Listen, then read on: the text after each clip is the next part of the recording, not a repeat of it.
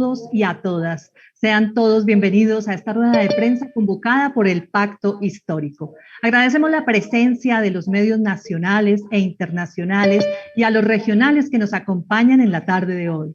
Se encuentran con nosotros los precandidatos presidenciales, el doctor Gustavo Petro, Roy Barreras y Alexander López. También nos acompañan la senadora Aida Abello, la representante de la Cámara María José Pizarro, la doctora Clara López, integrante de nuestro pacto histórico, la concejala de Bogotá, Ana Teresa Bernal, y la presidenta del Maíz, Marta Peralta. Damos entonces de esta manera la intervención a nuestro primer precandidato, el doctor Gustavo Petro. Bueno, gracias a todas y todos los periodistas que me acompañan, a los integrantes del Pacto Histórico aquí presente, en una rueda de prensa que esperábamos convocar incluso presencialmente, pero que los acontecimientos que se han desatado en el país no nos lo han permitido.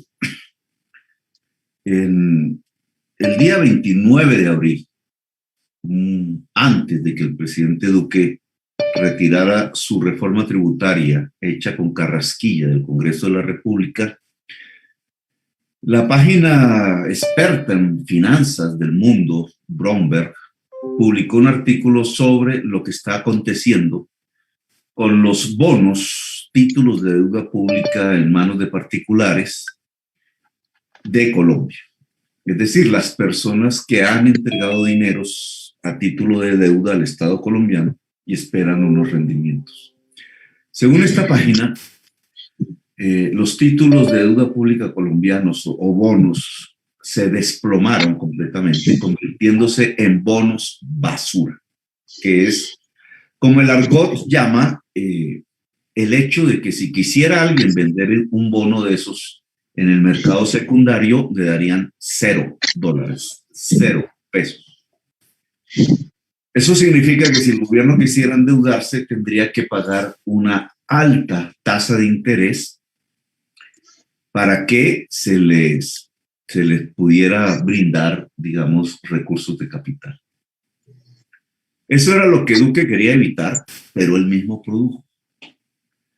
Es una de las peores situaciones económicas del mundo en este momento. Solo hay 4 países con bonos basura, así calificados por el mercado mundial. Al lado de Colombia, Guatemala, Brasil y Uzbekistán. Podría agregarse otro país como Tayikistán. No hay más. Y aún peor, desde el 26 de abril, la tasa de interés que tendría que pagar Colombia por endeudamiento es superior a la de Brasil. En este momento es la mayor del mundo. Es el resultado de un enorme fracaso de política económica que viene siendo construido desde el año 2019. Es la reforma tributaria del año 2019 la que desfinancia el Estado. Porque su búsqueda, su intención, en ese entonces, la intención del ministro Carrasquilla era disminuir impuestos a sectores corporativos muy poderosos en Colombia, como las petroleras, como las carboneras, como el sector financiero, entre otras. Eso se logró, el Congreso de la República lo aprobó y de inmediato hubo un debilitamiento de las finanzas públicas que con el COVID se agravó. Por eso hoy tenemos un desplome del peso colombiano, mayor aún que el que ya se había experimentado con la caída del precio del petróleo y del carbón. Tenemos la conversión de los bonos y títulos de deuda pública de Colombia en bonos basura. La situación indudablemente es difícil. El gobierno de Colombia, dirigido por Carrasquilla en materia fiscal, decidió el procedimiento del endeudamiento fundamentalmente para acometer unas políticas que dijo eran sociales y de reactivación económica dentro del COVID, pero que terminaron redundando en una política raquítica desde el punto de vista social. Las estadísticas del DANE muestran con claridad el resultado. Hoy 3 millones de personas más ingresaron a la pobreza, 1 millón de ellas en Bogotá. Hoy solo se crearon en un año, y ese es el resultado de la llamada reactivación económica, 270,000 puestos de trabajo cuando se destruyeron el doble. Aumentó la tasa de desocupación en Colombia. Preferir el endeudamiento que la emisión para financiar esa política social, y en cambio dedicar la emisión a través del Banco de la República para darle liquidez a los bancos, lo único que produjo en Colombia fue que el único sector que obtuvo utilidades, y bastantes, cerca de 14 billones de pesos, fue el sector financiero. Eso fue todo en materia de política económica y reactivación. Hoy, por tanto, estamos viviendo el resultado de ese tipo de políticas. Debilitado financieramente el Estado por la reforma tributaria del 2019, entonces, de manera desesperada, el presidente Duque y Carrasquilla, que es el autor de ese exabrupto del 2019, decidieron presentar una nueva reforma tributaria, pero esta vez articulándolo sobre la base del impuesto a la comida y el impuesto a la gente que trabaja. Decíamos nosotros, no es posible que si aumenta el hambre en Colombia, se trate una reforma tributaria de construir impuestos sobre la comida. Que no es posible, si aumenta el desempleo en Colombia, que entonces se trate de aumentarle los impuestos a la gente que aún trabaja. Otro es abrupto. El segundo. Y produjo un estallido social y un resultado en donde la economía colombiana está en el abismo. Por eso creemos, lo solicitamos así de manera muy tranquila, mucho antes de las movilizaciones sociales, le pedimos al presidente de la República, incluso yo le pedí reunirme con él desde el 9 de marzo para hablar de materias que tenían que ver con el COVID. Nunca recibí respuesta realmente. Pero aún así, a través de las redes sociales, le solicitamos al presidente de la República el retiro de la reforma tributaria, propuesta a la cual no accedió, sino cuando ya era demasiado tarde. Nuestra propuesta hoy básicamente tiene que ver con 2 puntos. El primero, ya cumplido, retirar la actual reforma tributaria, no hacer trampas para reeditarla de nuevo, pensando que el pueblo se puede cansar.